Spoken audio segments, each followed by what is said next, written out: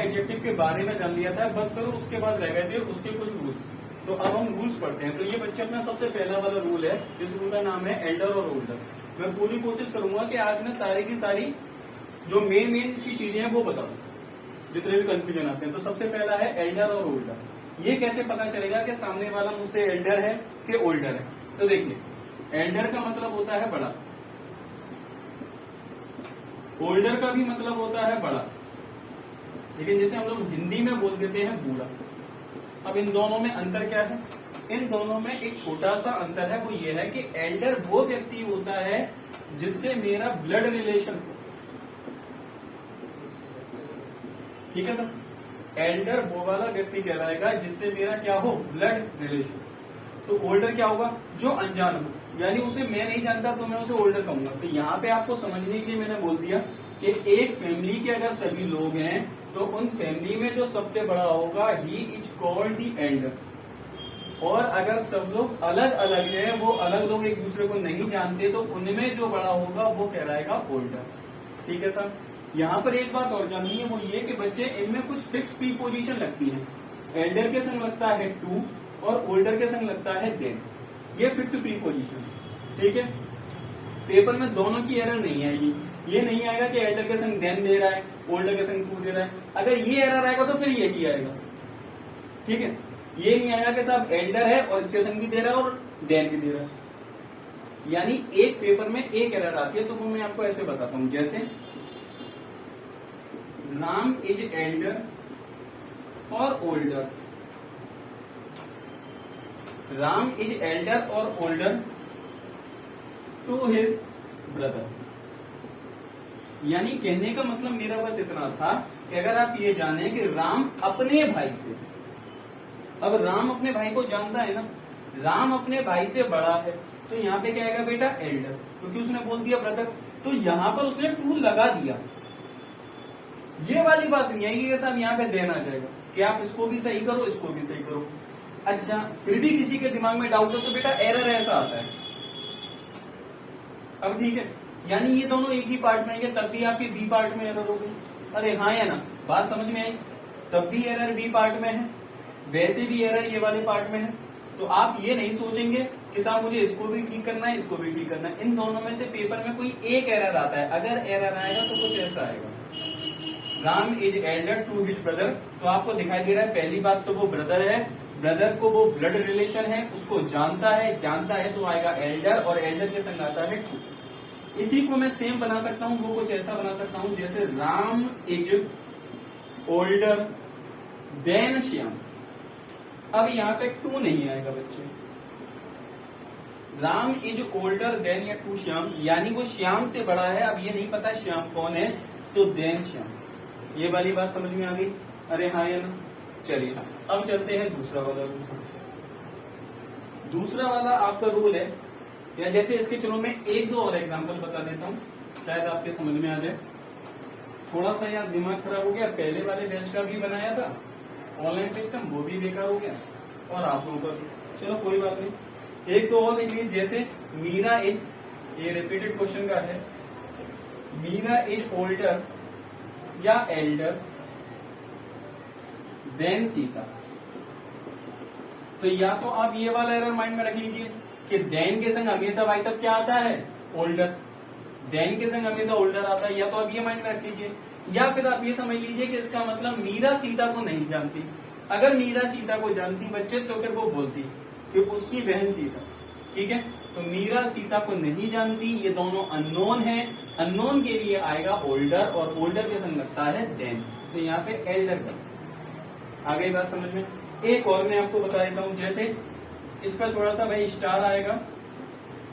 अच्छा, अभी कोई उतारेगा नहीं, मैं साइड हो जाया करूंगा, आप लोग स्क्रीनशॉट ले लिया करना। अभी सिर्फ समझ लो पूरा का पूरा। This is the eldest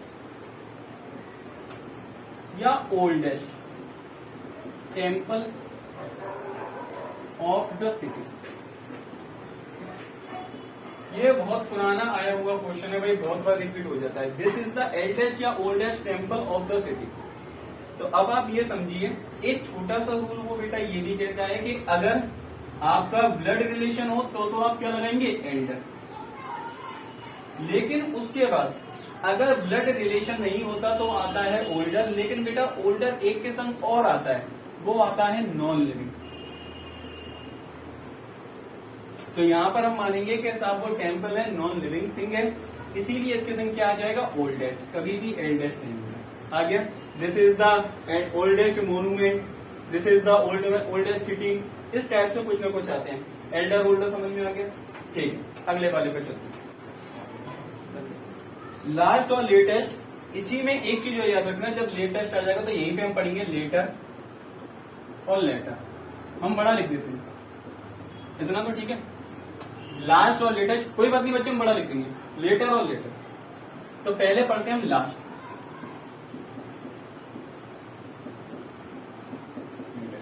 last का मतलब होता है आखिरी, यानी अंतिम। और लेटेस्ट का मतलब होता है नवीनतम, यानी अगर कोई चीज बिल्कुल आखिरी है तो उसको मैं कहूंगा लास्ट, लेकिन अगर वो चीज नई है तो उसको मैं कहूंगा लेटेस्ट। आगे ये बात समझ में सब ठीक है। जैसे एक एग्जांपल है, सर ये बता देना नीचे कितना रुकना है, ठीक है ना। Please give me the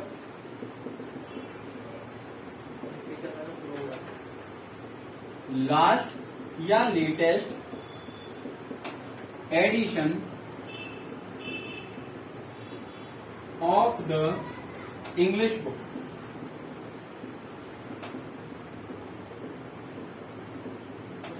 sir please give me last या latest edition of the English book.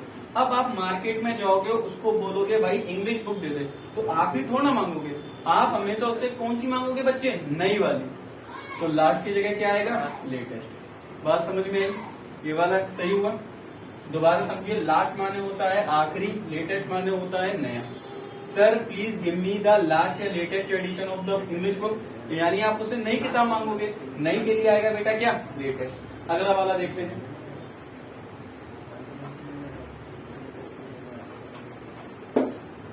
इसी में अगला समझो। जैसे एक एग्जांपल आ गया, वही आ गया, मोहित वॉज द लास्ट या latest boy of the class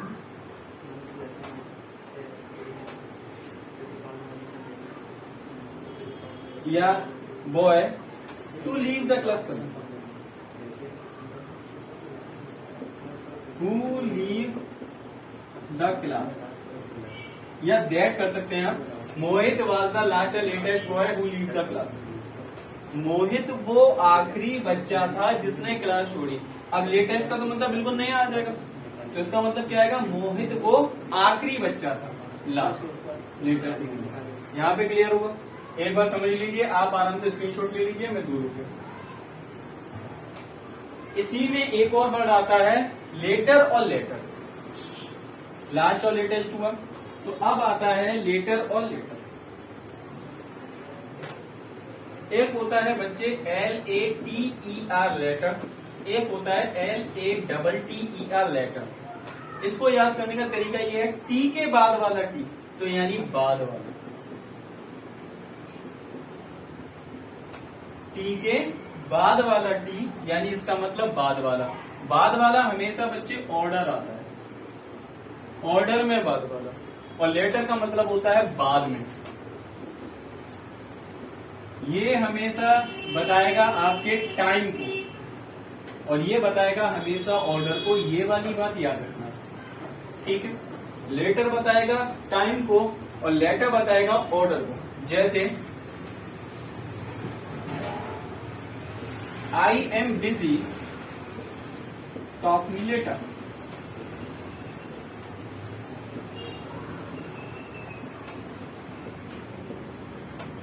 मैं बिजी हूं, तो क्या करो, मुझसे बाद में बात करो। बाद वाला बात नहीं करो, बाद में बात करो। बात समझ में आई? I am busy, talk me later। याद करने का तरीका क्या था, एक बार देख लीजिए। एक और एग्जांपल बताता हूं।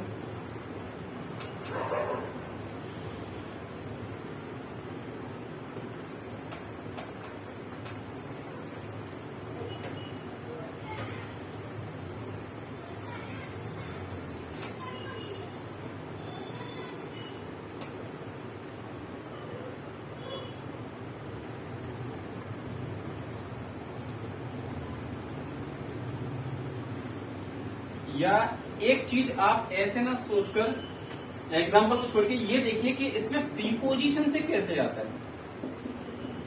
कुछ फिक्स प्रीपोजिशन होती है बच्चे, वो प्रीपोजिशन होती है इसमें देन। यानी अगर मुझे ये पता करना हो पेपर में कौन सा आएगा पहले तो मैं कैसे बता सकता हूं, तो आप याद रखिए देन, यानी एक देन से पहले आता है और एक देन के बाद आता है। अगर आपने ये पता कर लिया तो ये खत्म हो जाएगा। जैसे मैं आपको बताता हूं, नीचे आ जाएगा बेटा, लिखूंगा, ठीक है। जैसे आप ये देखिए,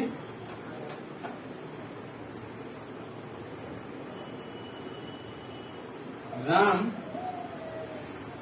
केम later than Shyam, Ram came later than Shyam. मुझे कैसे पता चला? ये वाला लेटर हमेशा देन से पहले आएगा। इन दोनों के संग प्रीपोजिशन कौन सी लगेगी? देन। ये वाला लेटर जिसमें एक टी है वो हमेशा देन से पहले आएगा, ठीक है साहब। दूसरा वाला ये क्या हो गया?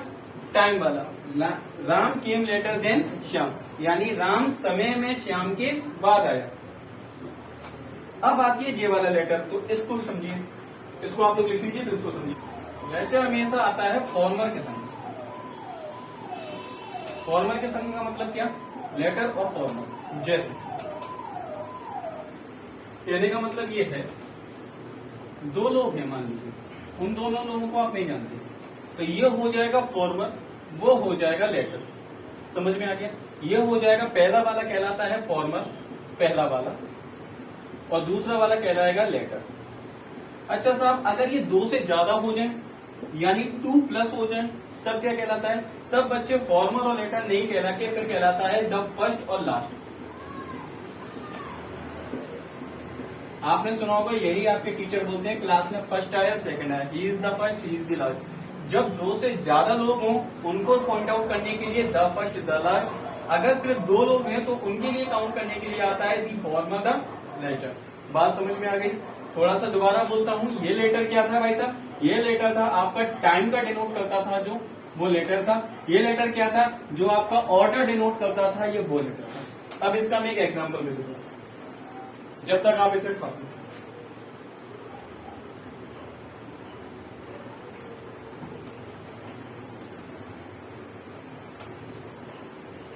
एग्जाम्पल आप इसको ऐसे देखिए, Meera and Sita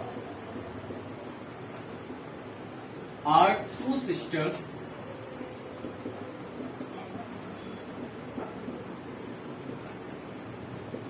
the former is more intelligent than the latter। यही वाली बात आपको बताई थी। यहां तो हो गया मीरा और सीता, दो बहनें हैं, तो इन दोनों में चुनने के लिए एक हो गया द फॉर्मर, यानी पहले वाली बात कर रहा है वो मीरा की, दूसरे की बात कर रहा है द लेटर, यानी दूसरे की, इसका मतलब सीता की।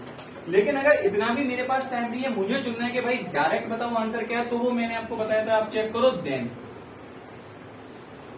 देन से पहले जो लगता है वो लगता है लेटर, देन के बाद जो लगता है वो लगता है लेटर। ये वाली बात से आप चेक कर सकते हो। तो यहाँ पे आप देखिए, लेटर, लेटर से पहले लगा है देन। बात समझ में आई? देन के बाद हमेशा लेटर लगेगा, देन से पहले लगेगा लेटर। तो आप ऐसे भी करके अपना पॉइंट आउट कर सकते हैं पेपर में। इसको उतार लीजिए, नहीं है व्हाट्सएप पे दोबारा पूछ लेना, छापो, मैं आगे बताता। नेक्स्ट और नियरेस्ट। नेक्स्ट का मतलब होता है बच्चे अगला, लेकिन ये भी होता है बेटा क्रम में, यानी आगे आने वाला। नियरेस्ट का मतलब होता है डिस्टेंस, पास। ये शो करता है डिस्टेंस को और ये शो करता है ऑर्डर को। जैसे एक एग्जांपल से मैं इसको क्लियर करता हूं, जैसे ये है, which is the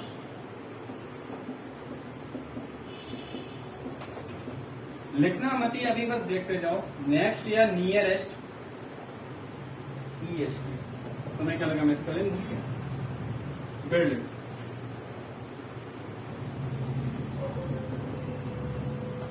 which is the next या नियरेस्ट हॉस्पिटल। अगर आप इसको इसमें चेक करना है कि साहब इन दोनों में से कौन सा सही है, तो एक चीज देखो, वो आपसे क्या कहना चाह रहा है कि पास का हॉस्पिटल कौन सा है। अब किसी के दिमाग में आ रहा है कि साहब नेक्स्ट भी तो हो सकता है, तो बेटा एक बात बताओ, अगर कोई बंदा हॉस्पिटल में एडमिट होना चाह रहा है तो वो पास का ही तो देखेगा ना, ये होना चाहेगा कि साहब वो हॉस्पिटल गंदा लग रहा है तो मुझे नए वाले पे ले जाओ। तो वो कौन सा देखना चाहेगा, पास वाला, जो उससे दूरी में पास हो। तो दूरी के लिए हमेशा क्या आता है, नियरेस्ट। बात समझ में आई। तो which is the nearest hospital. अगला देखो एक एग्जांपल, जैसे ये है और इस पर स्टार बनाना भैया बाद में। मथुरा इज द नेक्स्ट और nearest station from my house. समझ रहे हो, इन लोग के फोन आ रहे हैं। और एक कमेंट ध्यान दो तुम लोग, Mathura is the next nearest station from my house, यानी मथुरा कहां पर है, अगला या पास वाला स्टेशन है मेरे घर के। तो यहां पर अगर आप कंफ्यूज हो जाओ तो आपको समझने के लिए सबसे अच्छा तरीका यह है कि बच्चे तुलना हमेशा समान चीजों में की जाती है। मेरे घर की तुलना किसी स्टेशन से कैसे हो सकती है, मेरे घर की तुलना किसी स्टेशन से कैसे हो सकती है। तो इसका मतलब मथुरा पास वाला नहीं होगा, नियरेस्ट होगा, अगला नहीं होगा, नियरेस्ट होगा। समझ में आया, Mathura is the nearest station from my house. Mathura is the nearest station from my house, क्योंकि तुलना तो समान चीज से होगी। अब लग रहा है कि नहीं साहब नेक्स्ट भी बनाना होता तो क्या आता, तो बच्चे आता फ्रॉम माई स्टेट या फ्रॉम माई सिटीज, मेरे शहर के। तो मेरे शहर का कोई और स्टेशन होगा, उसके जस्ट पास वाला स्टेशन कौन सा हो सकता है, मथुरा। बात समझ में आई। अगर मुझे इसे नेक्स्ट में ही बनाना है तो मैं क्या बनाऊंगा, फ्रॉम आगराज, यानी आगरा के स्टेशन से अगला स्टेशन मथुरा। अगर आपको ये करना है, यानी कंपैरिजन किसमें होगा, सेम चीजों में होगा। बात समझ में आई। नेक्स्ट नियरेस्ट समझ में आ गया। एक बार आपको आगे बढ़ते हैं।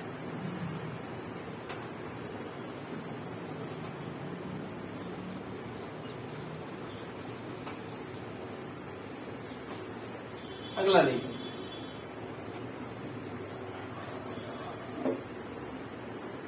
अब बस इससे एक दिक्कत है कि बच्चा बीच में पूछ नहीं पाएगा।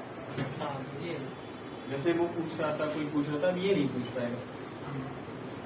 अच्छा, अपन जल्दी भी पढ़ा देंगे। फर्दर फादर, फर्दर का मतलब और फादर का मतलब, भाई इसका मतलब भी देखो। फर्दर माने होता है इन एडिशन,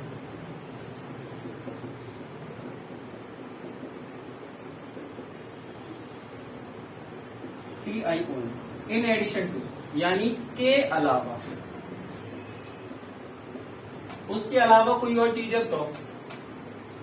और फादर का मतलब होता है बच्चे, आपको यहीं से समझ में आएगा, FAR, फार, फार माने दूर, यानी दूरी, डिस्टेंस। फादर हमेशा यूज होगा डिस्टेंस के लिए, फर्दर यूज होगा के अलावा के लिए। जैसे एक एग्जांपल मैं बताऊं, फर्दर या father, I have nothing to say. अब मेरे पास कुछ नहीं है कहने को, यानी इसके अलावा मेरे पास कुछ नहीं है कहने को, तो क्या आएगा, फर्दर, क्योंकि ये तो डिस्टेंस की बात कर रहा है। बात समझ में आई, फर्दर और फादर। देख लो, नहीं है कुछ नहीं। लेकिन इसमें एक एग्जांपल पे स्टार बना के लिखो। ये आया है, क्यों आया है अभी पता चलेगा। लिखो भाई साहब, नथिंग कैन बी फर्दर या father from the truth.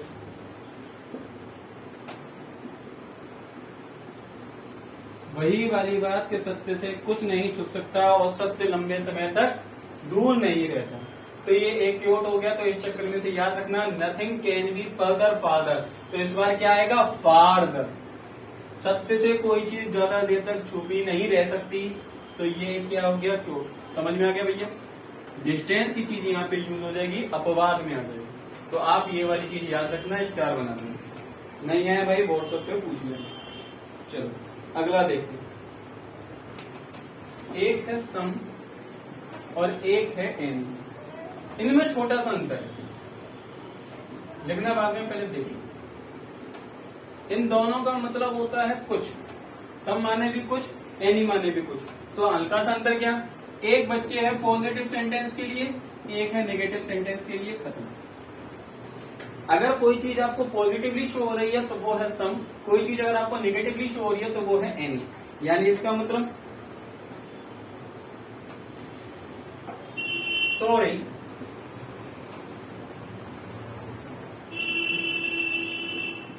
I don't have some या any idea। Sorry I don't have some या एनी आइडिया। आपने क्या लगा दिया, डोंट। आपने नेगेटिव बना दिया, नेगेटिव बना दिया तो क्या आएगा, एनी, सम हट जाएगा। सही है सर। जैसे एक इसमें लिखिए, अगर मैं बताऊं थोड़ा सा, डोंट बी पैनिक, ताकि आप ये ना समझे कि नेगेटिव है, तो डोंट बी पैनिक या don't be tense, I have some और एनी मनी। परेशान मत होइए, मेरे पास सम या एनी मनी है, कुछ मनी है। तो वो यहां पर नेगेटिवली वे में ये कहना चाहता है कि आप परेशान मत हो, मेरे पास कुछ पैसे हैं, सम।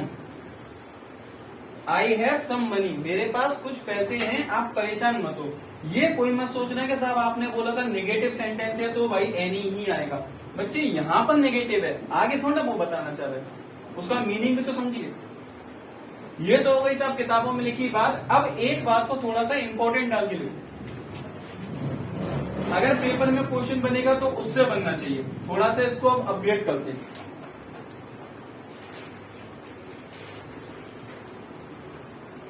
तो देखो साहब, बाद में लिखना चीज क्या है कि अगर आप कोई किसी से क्वेश्चन पूछें, अगर आप किसी से कोई क्वेश्चन पूछें और आपको लगता है कि उसके क्वेश्चन का आंसर यस में आएगा तो आप लगाइए सम, और आपको लगता है कि उसके क्वेश्चन का जो आंसर है नो में आएगा तो आप लगाइए एनी। कैसे, इधर देखो, do you want some food, क्या आपको कुछ खाना चाहिए? आप किससे पूछ रहे हो? आप पूछ रहे हो भिखारी से। तो आपको लगता है कि हाँ भाई आप उसी से तो पूछोगे, किसी अमीर आदमी से क्यों पूछोगे कि आपको खाना चाहिए? आप किसी भिखारी से पूछोगे क्योंकि आपको उम्मीद होती है कि वो बोलेगा भाई दे जा। तो आपको लगता है ना कि उसका आंसर क्या आ सकता है, यस। तो आपने क्या बोला, सम। लेकिन इसी को अगर मैं लिखूं तो मैं क्या क्वेश्चन पूछूंगा जो आपने सुना होगा टीचर्स का,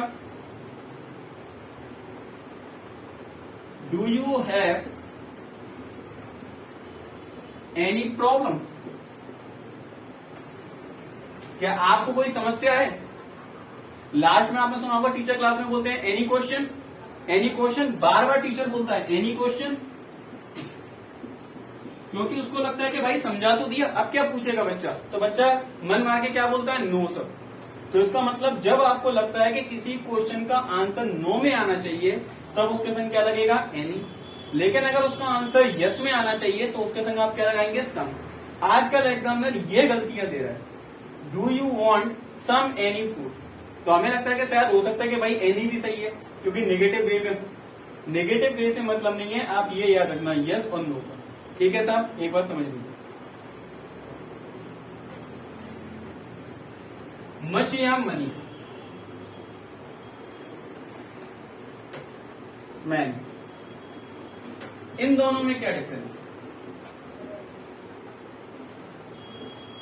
तो भैया छोटा सा अंतर है, अगर समझ जाओ तो। मच का मतलब होता है मात्रा, मैनी का मतलब होता है क्वांटिटी।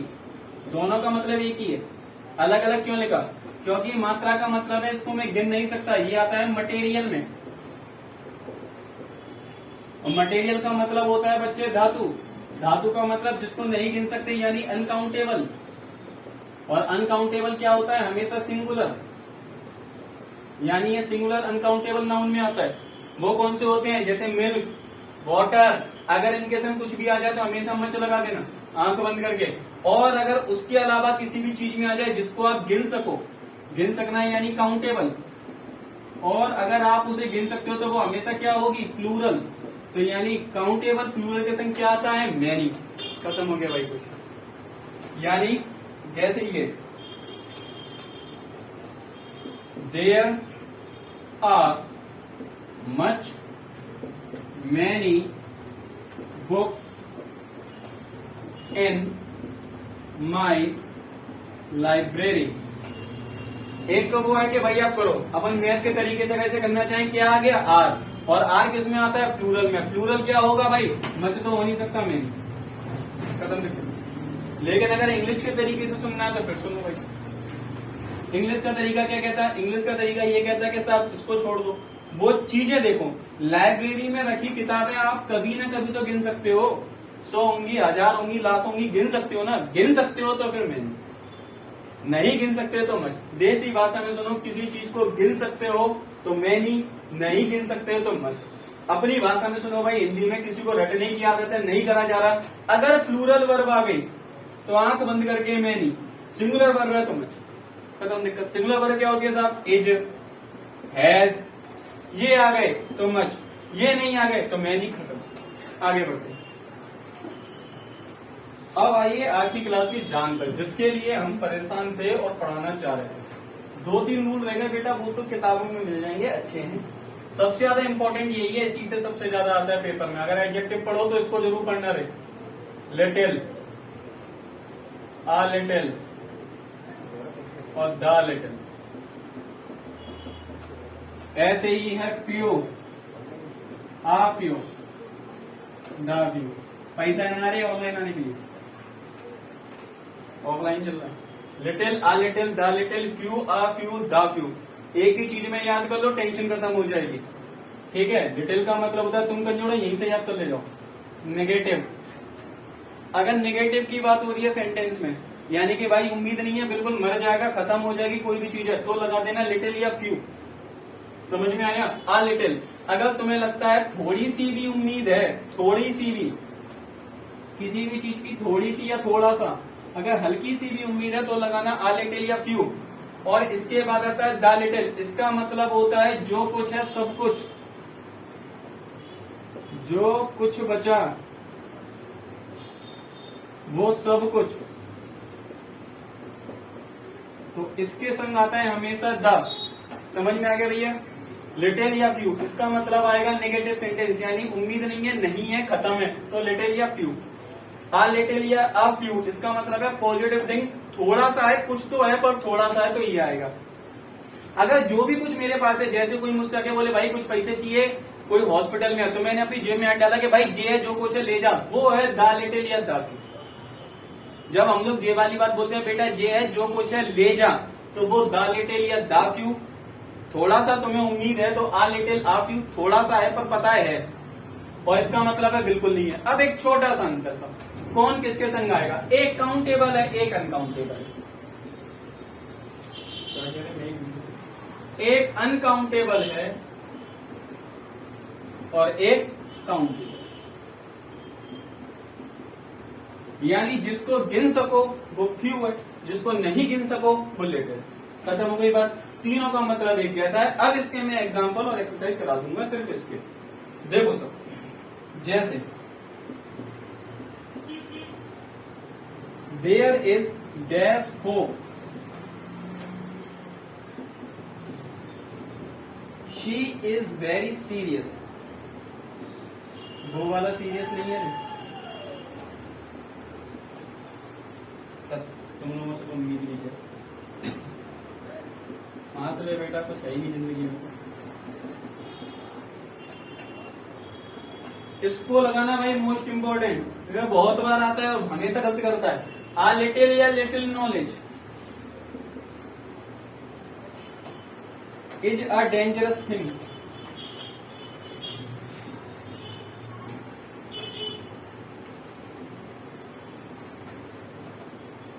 ROUS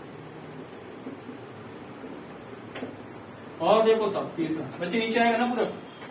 तीसरा देखिए, the doctor advised him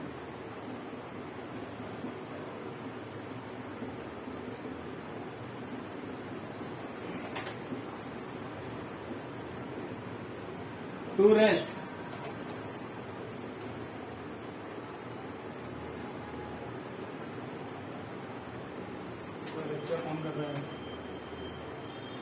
rest for dash days.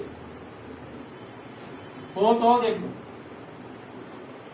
Dash water I kept for you has been finished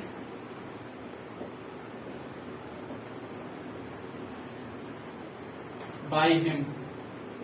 अब समझ में आ रहा हो, ठीक है, नहीं आ रहा हो कोई बात नहीं। इधर ध्यान दीजिए, इनको अगर कैसे देखना है दोबारा समझो। सबसे इंपॉर्टेंट बस यही है बेटा, अभी तक जो समझाया बकवास था।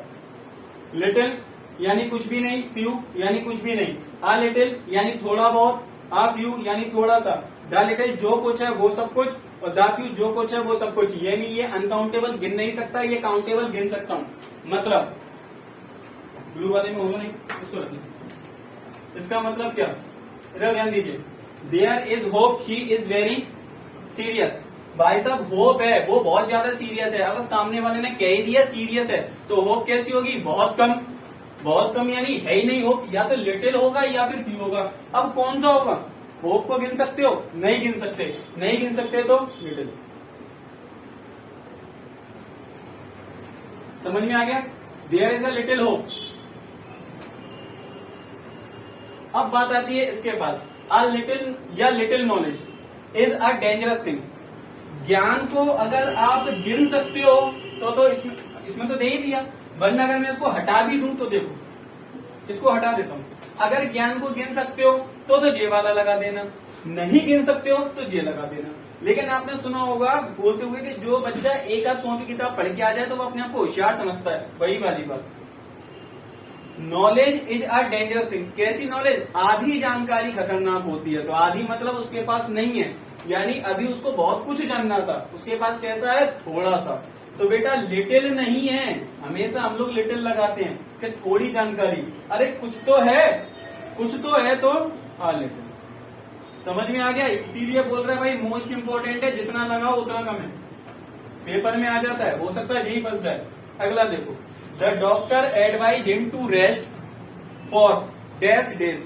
भैया दिन गिन सकते हो, गिन सकते हो तो खत्म बात। कितने गिन, थोड़े से तो गिन दो, अ फ्यू डेज। हो गया भैया, आगे बढ़ो। डैश वाटर, वाटर गिन सकते हो, नहीं गिन सकते तो इसका मतलब इसमें से आएगा। अब कौन सा आएगा, उसने बोला आई केप्ट फॉर यू, जो मैं तुम्हारे लिए लाया, has been finished by him, उसने पी लिया। यानी जो पानी मैं तुम्हारे लिए लाया उसने पी लिया। इसका मतलब मैं तुम्हारे लिए जितना भी बचा कुचा पानी लाया था कोई और पी गया। तो द लिटिल।